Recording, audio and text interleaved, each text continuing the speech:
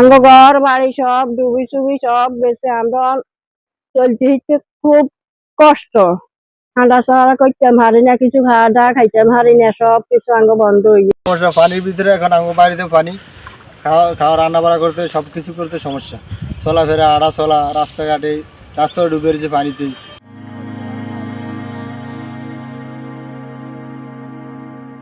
বৃষ্টির কারণে আমাদের 15 লাংলা হারকান্দি ইউনিয়নে বন্যা সৃষ্টি হয়ে গেছে। অনেকের পুকুরের মাছ ভেসে গেছে, অনেকের বাড়িতে আঙ্গিনা পানি উঠে গেছে, চলাফেরা অনেক সমস্যা হচ্ছে।